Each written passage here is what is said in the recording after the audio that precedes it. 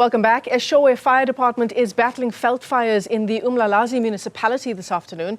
The fire has already claimed an estimated 80 homes across the province just this week. Newzroom Afrika's Karinda Jagmohan joins us live from the scene there. Karinda, one person has already died, so many homes destroyed. The last time we spoke to you, there was a blazing fire not too far from your last live position. Where are you now and what's happening? Michelle, we're in the same place. The reason why we wanted to come and show you this is because the fire is again starting. Pockets of smoke, and just as we're about to leave, we were speaking to a resident and then saw these pockets of smokes. Now, the fire chief is back. We've called him back because of what's happening here, because even though as we were trying to kind of douse the flames, it just kept spreading. So now they're trying to get some intervention. But one of the big issues here is residents don't have access to water to be able to douse the flames. We can try and kind of pat down on the flames, smother it, but that's not working because those pockets of smoke are starting more fires as well, those pockets of fires. And so this is what's happening. Just when you were live with us, there was a small pocket of smoke. It stayed, and now it's spreading again. The residents, when we shouted to say there's another fire, they say, but we don't have water, and they tried to smother it. One of the residents who lives nearby explained that she's not slept since last night, essentially. She last slept at 4 a.m, just for a few minutes. And what they've been doing is they knew that this straw might catch on fire, and so they already removed the person's belongings out. The person who owns this home is not here right now. Busisiwe Sibisi, thank you so much for speaking to us, Ma. Can you tell us your story, please? Inkinga sinayo yalomlilo kuje usiqale izolo kusola ngabo 7 nje bese ngalele kwaze kwashaya of ekseni asilele sigade umlilo uyasha ngoba kunibona nje into abazemnyama kushile. Inkinga nje nenkulu esinayo amanzi asinawo kufanele bese siyacisha futhi icifika bazosisiza nathi bese sicishile ngoba kusho nje awekho amanzi asephele wona. Kwamanje angazi uzowathatha phi amanzi njengamanje nje kuyimanje inkinga leyo nje sinayo siyasha.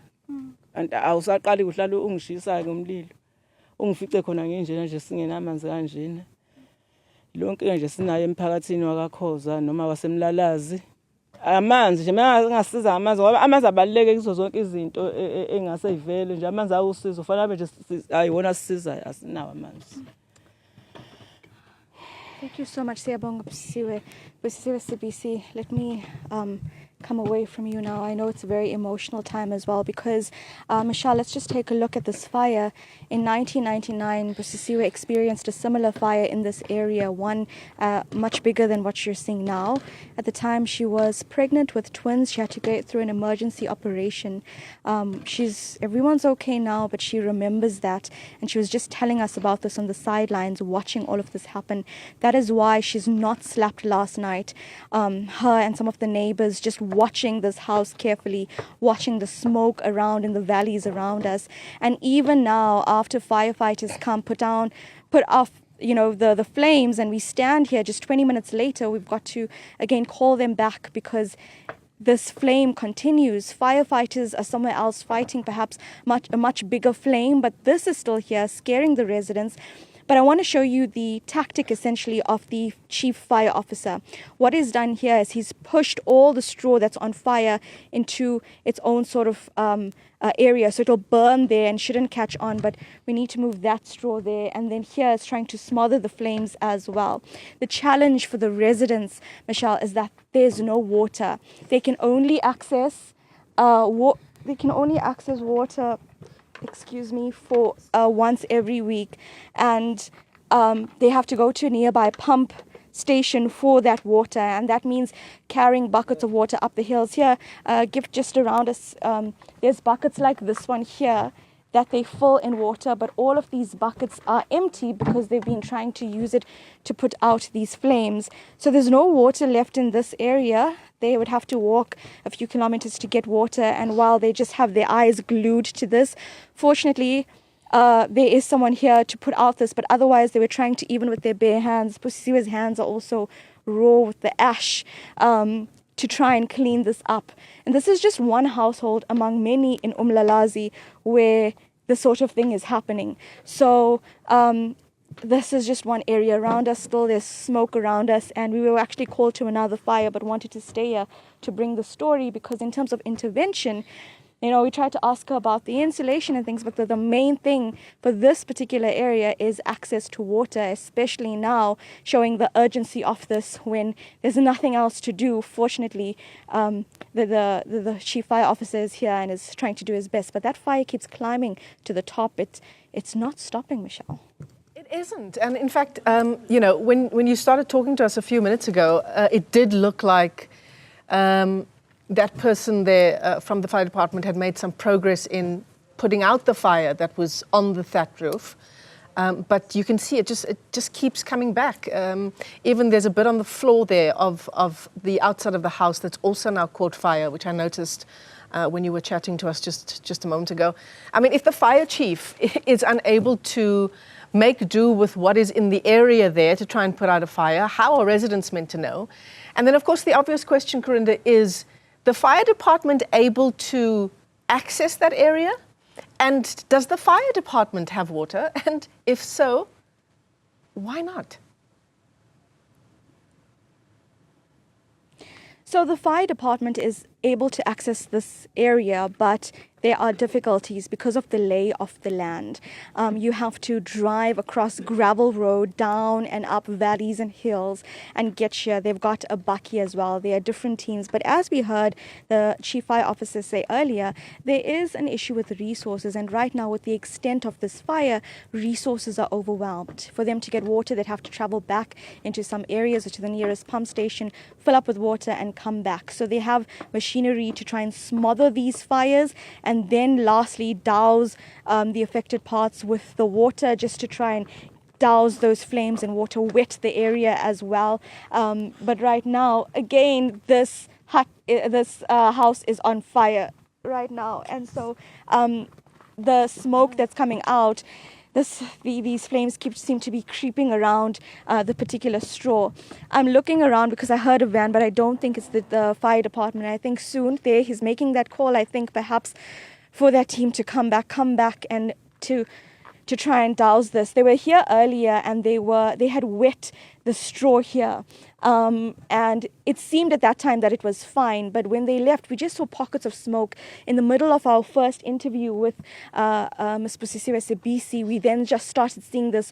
We dropped everything. We tried to take buckets, unfortunately plastic buckets, to smother this. Okay, he's making the call to smother this, and it just didn't work. And then fortunately, the chief fire officer came back to actually look for our teams, and here he is trying to do this. In terms of water, there's little water bottles that he has. Even, you know, I just saw someone's dishwashing a bottle that's filled with water there, trying to just at least use that, whatever kind of liquid that is available to douse these flames. That is the last bottle of water we have here. Karinda, it's such a harrowing scene, because it's like we're watching this house burn in real time on 405, right? And I can just imagine the helplessness of being the owner of that house, where all your belongings are, where you'll take shelter for the night, and seeing this unfolding. I mean, I'm trying to think of solutions myself here. Can we not use sand and get sand onto the fire to try and do what you're saying, to smother it? Yeah, Michelle, let's see this one, right? I think if we fan this flame, it's going to just spread this. And right now, what the fire chief is doing there, he's stomping it out. So they're just actually like literally trying to stomp it out. But you can't stomp here because the fire is beneath that and right there. And then now that's also on fire. So he's trying to push through everything, and I don't want to disturb him while he's doing his work. But what he said earlier was defensive mechanisms, and that has caught on fire again. Yeah, it's just a vicious cycle. Smother it, but the straw might catch on fire. Yeah, sure. It's a vicious cycle. And look at the roof now. That is what's happening here, and it just started. You see the small where the smoke is. It was a little bit of smoke, and now it's spread everywhere. This is on fire. The roof is on fire again. We were here an hour ago, and It's back again, and let's give Busisiwe her privacy, but behind us she's also in tears because she's watching her friend's home burn. They took everything out of this house last night because they had a fear that the straw would catch fire. They were right. Fortunately, that friend is not here, but they are now just watching this happen. And for Busisiwe especially, it's bringing back memories of what happened several years ago, just moving the plastic buckets away. That's a fire hazard, and now it's just making sure all of these fire hazards are out of the way because okay, Michelle, take a look at this. The fire is back. They need to get the fire department officials urgently. The call has been made. That's the last bottle of water we have here, and we're just waiting for that sound. Maybe this is them. I hear hooting. It's them. The fire department is here. They're getting out their equipment as well. They have to come. Let's show them. Let's show you. Thank you, Gift and Kosi. All right, let's give them some space. Back again an hour after they were here, and they have to come back. There's their container of water. It's a small container that they have to keep filling up every time this. I'm just going to actually let you hear how this unfolds. They have to move with speed. They're saying water first. Before they came with those shovels to smother the flames. Now it's water first. That's the main thing. It's a small container of water they have. It's not a big fire truck. A big fire truck won't be able to come here. And while we watch this, let me just ask the Chief Fire Officer be able to give us a comment. Sir, can you just tell us about, the fire came back within an hour. Tell us about your challenge here. Yeah, the challenge is we were supposed to leave a member here to watch the fire, but we couldn't because we are short-staffed. So we had to move with the hope that the fire has already been dosed down. However, due to the heat, it came back, so some spark rekindled and the fire went back. Fortunately, you still remained here because we came back just to check on you, and now we found that this fire is started again. But fortunately, our team is still around. Yes. But you could see that I was trying to fight the fire with bare hands. Yeah. Yeah, because that's the challenge we are facing. We only have one vehicle that has water. Yes. So, sir, in terms of the water, Busisiwe had the same issue. There's no water here. Can you tell us about the challenge to come navigate your van and then actually get water? Yes, because this is just a small tank that we have. But fortunately, there is an open source water, which is like a little dam or a pond, where we were able to suck water and put into our vehicle. That is why we are able now to come back and extinguish the fire. So just again to remind our viewers about the mechanisms you're using, because with the little water, we were all trying to take, unfortunately, plastic buckets to stomp out these flames. What does one do in this scenario when they don't have your help at their disposal? Yes, we're trying to save water, so we are sprinkling the water. We are not using the full pressure and the volume because we have literally a tank of water. But in this case, for our communities, let them try to avoid making fires, and when the fire is encroaching, they mustn't try now to put the fire around, because this is also dangerous. Yeah. It can backfire. So thank you so much for speaking to us. Gift, if I can just also show our viewers, just for a second, Olani Blose tried to put this out with his bare hands. I just want to take a picture of you, sir, in terms of what you had to do there. And then let's also just look back at this fire, Michelle. Thank you very much for your time. Without getting too close, but now full pressure. Earlier on, we were told that at the first time when they tried to douse these flames, they were trying to use a sprinkling of water to save water, because at this point, again, they have to go and access water. It's a small water container that they have that has to be used immediately. So they thought that at that point the flames were doused. Now they're saying open the pressure up to really get into the straw, because a lot of the fire is still beneath the straw, bubbling from within, essentially, or raging from within, a better word there. But just in terms of what's happening now, it's full-on water that they're using. They're not getting the shovels out. And so let's see, I think they have to douse the entire area in flames. douse the entire area in water to get rid of these flames. So just have a look there. Let's just let this play out, Michelle.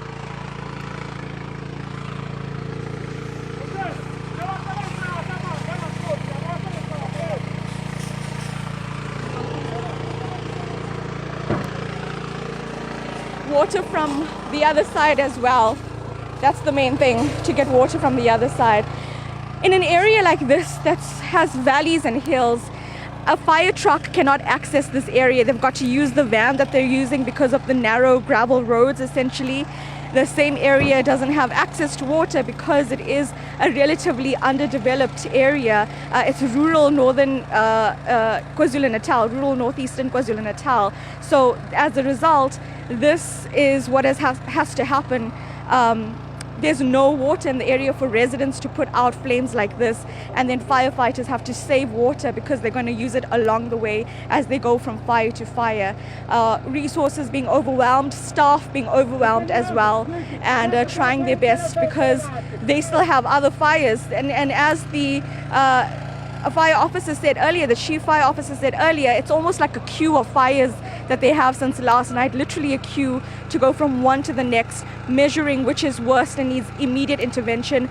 First, the priority is people's lives, homes, animals, and then the environment. And homes, so they come straight back here. We saw that call made, but still this pocket of smoke everywhere as well. And they're going to have to take the same truck to the next site too. This is also a reminder of what happened here years ago, a similar issue. And when they speak about intervention, it's definitely better access to resources for both disaster teams as well as for people on the ground who anyway have been living without constant access to water for years.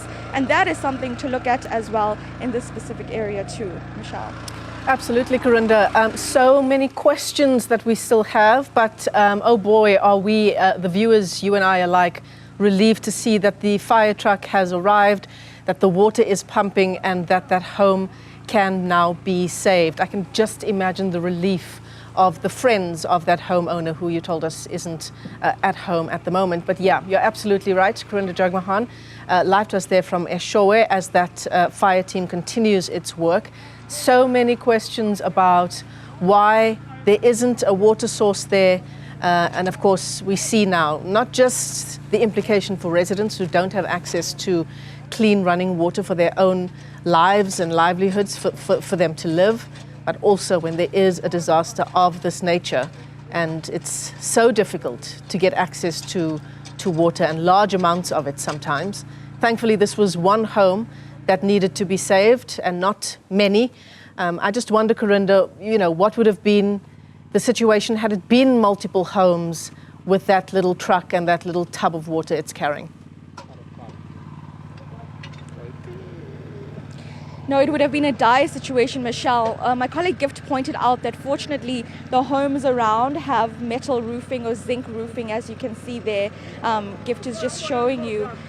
So, these are the residents, the neighbors that have kept a vigil all night just watching over their friend's house because they had an inkling that this would happen, and they were right. So they are relieved on the other side of this, just watching the whole thing unfold as well. Earlier on, when the fire was seemingly uncontrollable, the second fire, the sewer behind us, was actually in tears because this is something where they cannot control what happened. It's a force of nature, essentially. Whether fire or flood, the human being is standing there just watching this whole thing, absolutely unaware of what to do. And then at some point saying, well, the best thing to do is to run. I have to save myself. But she was there just trying to smother the flames herself until fortunately there was help. There we go again. Just as much pressure as they can onto this home here, onto the straw here. The roof itself has already caved in, it's damaged, and perhaps going forward there will have to be more metal roofing because this cannot happen again, and maybe that's some sort of intervention. Yesterday we saw the Kokta MEC as well, Buthelezi, as well as the MEC for human settlements here, Sponiso Duma, around this particular area, just, you know, saying that they would do oversight. They said there'd be temporary residential units, but there is really an intricate issue here, one that is deep-rooted in terms of improving the lives of those who live in the more spatial rural areas of this province. Back in the city, in the eThekwini Metro Municipality, we've got these big fire trucks doing the work, but in areas like this, with the spatial space, the land itself, the hills and valleys as you see, you need trucks like this, which carry small water containers, and perhaps a discussion going forward about how to just improve the homes around us. And we do these reports every day about access to service delivery, but at times like this we see how crucial that access is in terms of immediately saving lives, and that is what it's about now, because if someone was inside this house, perhaps something terrible would have happened, but fortunately it's because of the knowledge of the residents, their perception, their understanding that something will go wrong, because we don't have the resources to actually correct anything that happens. So we have to make sure that we're okay. There she is, Busisiwe, as well as another neighbor here, just watching this unfold, relieved as well. Those plastic buckets, once filled with water, used to douse some of the flames earlier, now completely empty, then used to try and stomp out those flames, but now she watches the fire department work doing their job essentially. And when we all leave here, there's just going to be a concern, is this going to happen again? Fortunately, the thatch roofing, it's soaking wet from what I can see, so hopefully we don't see another flame. It seems okay for now, but just standing here, an hour ago we thought the same thing. And I guess, Michelle, you never know when it comes to natural disasters like this one. Some flooding in the Western Cape, and now here in the eastern side of the province, fires. Absolutely, Karinda. And as we said throughout our discussion this afternoon, so many questions about just access to water. And thankfully, this didn't happen in the middle of the night. The outcome could have been so much different. Karinda, Jagmohan live to us there in Eshowe.